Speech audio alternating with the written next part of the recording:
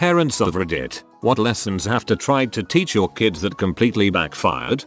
As good people, we taught our kids that littering isn't nice. As humans, we also let some curse words fly in front of them. We were at our city's 4th of July celebration when the oldest was 4. We were walking around and someone tossed their trash on the ground. Captain Litterbug flew into action, picked up the trash and yelled, "Hey butthole, you drop this," while tapping them on the butt. I wanted to teach my son the value of money and work ethic because he kept wanting Robux. I decided it would be a great teaching moment and a win-win opportunity as he was just getting to the age in which I think he should start doing chores around the house. He really wanted to buy some skin or something, so I created a chore chart and gave each chore a value. We established a schedule and everything. It was working out majestically. Every day without asking he was doing dishes, cleaning his room, picking up the dog poop. It was epic. Then one day, I came home and nothing had been done. I asked him, "Hey man, what's up with the dishes? Oh, and go pick up the dog poop too." He simply replied, "Nah." Fighting back rage, I simply said, "Excuse me," he said. He made enough money over the last X days that he bought his skin and he was good now. It was hard to argue. This is like the same effect going to a hotel has. You go to this clean place, where food is delivered to your bedside, and no one is ever making you do anything. Then you go back to your crap job and crap life of having to pick up after yourself. Till that teaching kids lessons is like getting your wish granted by Bag Genie.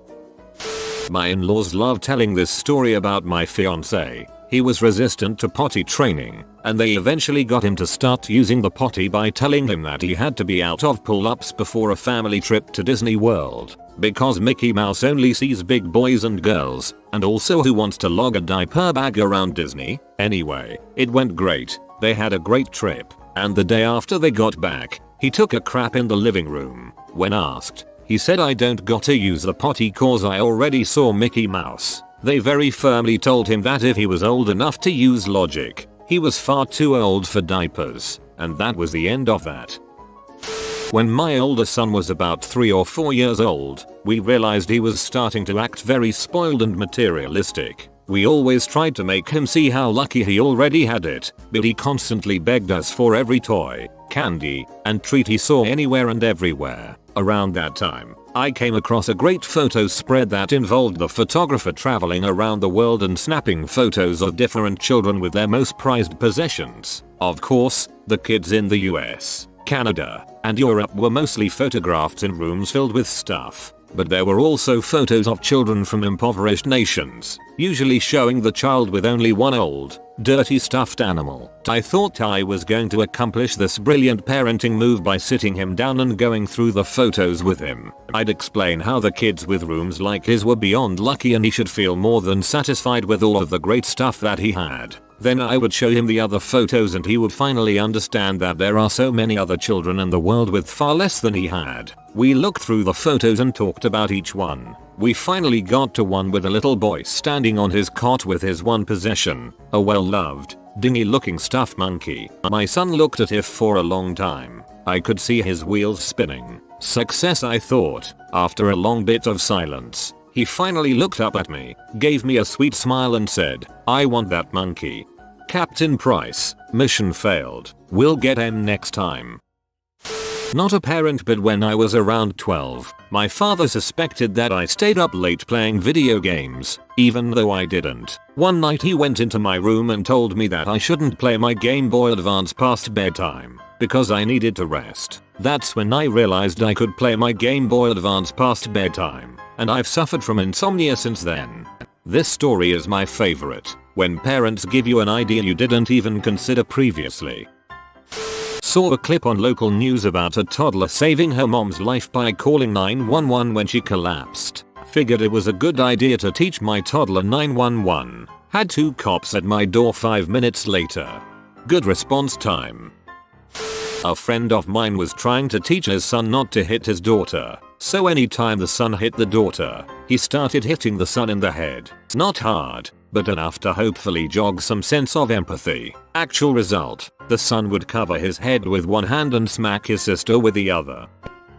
When my daughter was 10, she wanted to try out for a community theater version of Beauty and the Beast. She got nervous though, and almost backed out, because she was so sure she wasn't going to make it. My husband, who did some acting in high school, stepped in and said that he would also audition, even though he knew he was never going to make it. He wanted to demonstrate to her that it's okay to audition for something that you don't think you're going to make. She ended up not only just making it, but she got the part of Chip. My husband got the part of Morris, Belle's father. He didn't even want to be in a goddamn play. When my daughter was young, I was trying to teach her the value of money and decided to start giving her an allowance. She had a few tasks to do around the house, and afterwards on the weekends before we would go out, I'd give her $5. I explained that because she helped out and did her chores, she had earned money to spend on whatever she wanted. She happily accepted and stashed her money in her room. I thought nothing of it. Later that evening, before I tucked her into bed after reading to her, she goes to her money jar, pulls out $2 and hands it to me, and explains that it's for being a good daddy. After I got the money, I gave her a hug and told her I loved her. When she was asleep, I put the money and some more in her jar. Buy yourself something nice, hun. My aunt and uncle were trying to teach my cousin manners and wanted him to address people as Mr. and Mrs. They used each other as examples and consequently were known as Mr. Iannucci for 2 months. One of the funniest moments of my life was hearing my uncle describe how in the middle of the night, instead of dad, he started hearing Mr. Iannucci. Cracks me up every time. My 4yo cousin was taught to introduce people at school. He would introduce his parents to people like, "Hello, I would like you to meet my friends, mommy and daddy." I'm kind of sad he grew out of that. My youngest boy would never listen, and he was always totally fearless. He was also always really lucky. Dang near every time either of us told him don't do that, you're going to get hurt, he would do it and then not get hurt. So we ended up teaching him that when we said not to do something, that probably meant it was a fun thing to do. I remember really hoping that he would fall and break an arm or something non-life threatening or disabling like that, so he would stop constantly giving us heart attacks. Which is weird to say as a parent, but it never happened, so it doesn't matter anyway. He never got anything worse than a small scrape or cut that could be cleaned and covered in 5 minutes before he was back at it again. Looking back, I'm just glad this was before there was anything like Jack out around to further encourage that crap. Now he's a stuntman for movies. Can't say I'm surprised. Told my children they should always have a good reason for what they want to do as a way to curb impulsive behavior. I'm hearing about all the reasons constantly. My dad tried to implement the whole "you must eat all the food on your plate" in our house during meals. My mom was never a fan of that lesson, but my dad was stubborn, so she just let it go. Well, one day my sibling had 2-3 bites of food left on their plate and was very clear that they were absolutely full and couldn't eat another bite. Dad wasn't having it and insisted they could not leave the table until all the food on their plate was gone. My sibling realized they weren't going to convince our dad that they were too full and finished the last few bites and then proceeded to vomit on the table and our dad. He stopped enforcing the rule after that. When I was about 2 years old, my family was at a game in Angels Stadium. My mother went to the restroom and left me and my siblings with my dad. While he was busy watching, I wandered off. When they eventually found me, I was halfway around the stadium. A crowd had gathered to watch as a police officer held me out at arm's length while I screamed, "Call the police. This man is not my daddy," over and over again. My parents had taught me stranger danger, but forgot to teach me what police look like. "Call the police, sir. We are the police." Told my children repeatedly that if I found any more mess junk on their bedroom floor, I would be donating it to the thrift store. I told them they had 15 minutes to clean it up off the floor. Came back to find everything picked up, except they went into the kitchen cupboards and had put every food they didn't like in a nice neat pile right in the middle of the floor.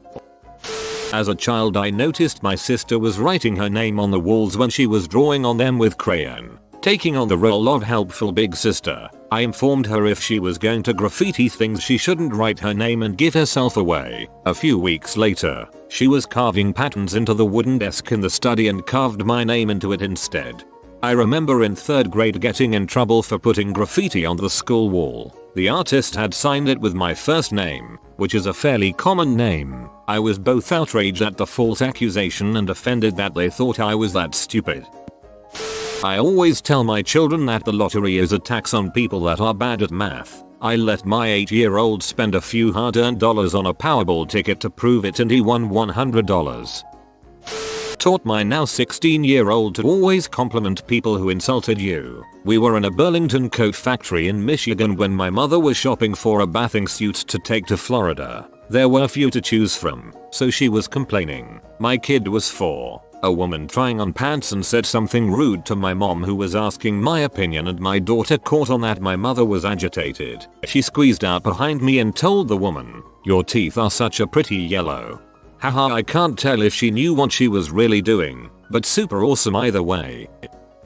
My parents taught me to call 911 when I saw somebody doing something illegal. I called the cops on the Wiggles movie I was watching when I was 5 because a clown stole a cake. Luckily the 911 operator realized I was young. My story didn't make sense because it was a kids movie. Asked to talk to my mom before sending out cops. I called 911 when I was 4 or 5 years old because I witnessed the mailman steal a letter out of my mailbox. I had to be told how the mail system worked after that. I'm a nanny. 2 years old was refusing to wear her hat. It was hot. I told her if she didn't put her hat on she would have to wait in the car. She started walking away from me. Where are you going? Car. Drink and I will be there at the. Playing carnival fair games is a waste of money. My son wanted to spend his $20 to win a Pikachu stuffed animal from his allowance that he saved up. We told him he would be wasting his money and he would not win. He spent $15 and won the biggest prize. To be fair, playing carnival fair games isn't a waste of money if you have the mindset that you are paying for the fun of the experience and not the prize. Taught my young toddler son how to go upstairs. I did not realize that going downstairs is in fact a completely different and far more dangerous skill set. Lucky for us, the kid seems to have finally grasped the finer points of head protection. Now I'm picturing a toddler throwing himself down the stairs with his arms wrapped around his head. When I was a Cub Scout, my family and I attended a large fundraising dinner. This included a raffle with many prizes, the best of which was a brand new pool table. At the time, I had an allowance of $2 a week. I asked my parents if I could use up my allowance money for the next 6 weeks and spend $12 on raffle tickets to try winning the pool table. Everyone wanted that prize, and everyone was adding handfuls of tickets. There were dozens upon dozens stuffed into the jar. My parents decided that this would be a good lesson about the dangers of gambling. They agreed to let me use my allowance for the next 6 weeks, but warned that I wouldn't win the prize and would not be given any more money for quite some time. I'd have to learn the hard way not to pay with cash I didn't have. I won the pool table. I tried the whole have your kids quote chores for pay and bid against one another. It's supposed to teach them about working for their money and not expecting handouts like an allowance. It turned into every time I asked them to do something I good, how much will you pay me? My parents had very clear lines about these are your chores and you do them because you are a part of the family, and these are things we are willing to pay you to do because they are either horrific or something we'd be willing to pay a professional to do. Hence that summer I got paid like $300 to clean up all that pigeon crap in the barn. You have been visited by worried Woody. He's concerned that you didn't like the video. Leave a like to make Woody feel better. If you are new to the channel, you can subscribe. I publish new videos every day. Until then, check another video, or don't. Either way, have a great day you magnificent people.